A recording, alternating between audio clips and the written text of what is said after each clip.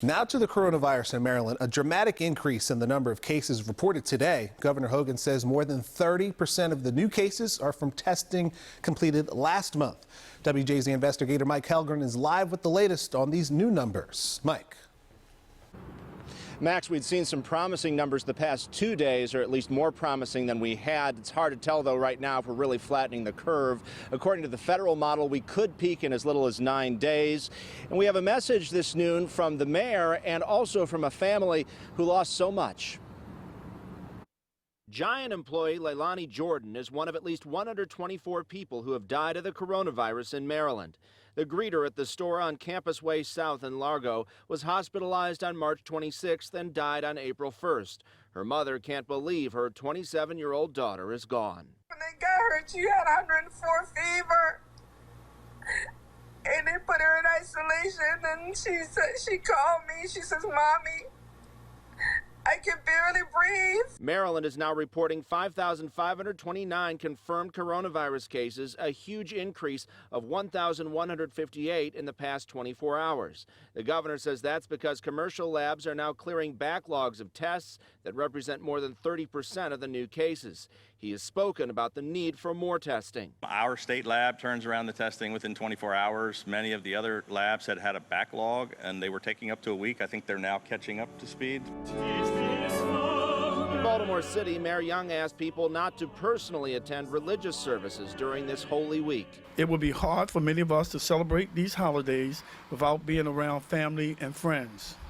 But staying home this year would literally save the lives of some of those loved ones. And the city's health commissioner spoke about how COVID-19 has hit African Americans harder. We do have a number of health disparities that exist among our population. That was always at the forefront of our mind, that there would be disproportionate effects on that community. The family of Leilani Jordan doesn't want anyone to go through their pain.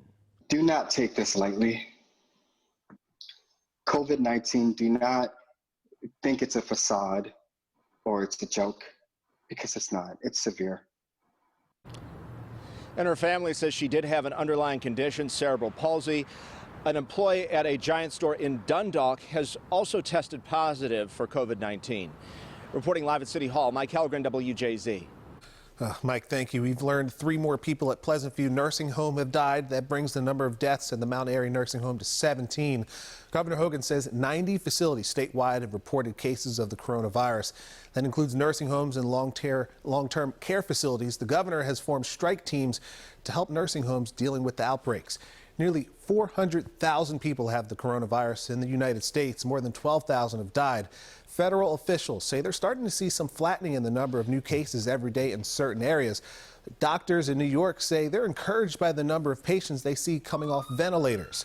Skylar Henry reports for WJZ on the new guidelines expected from the CDC today.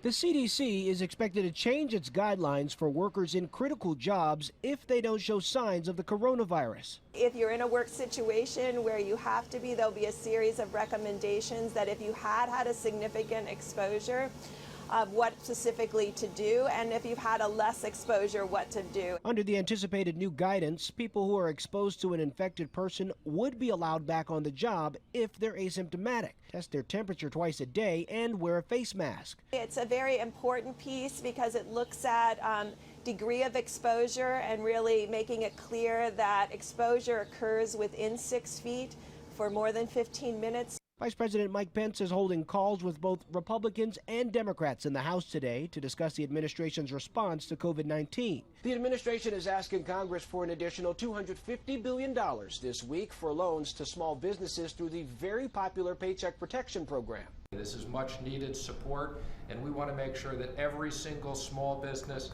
can participate. Meantime, President Trump is shifting blame for the spread of the coronavirus to the World Health Organization, saying it should have provided better warnings. They call it wrong.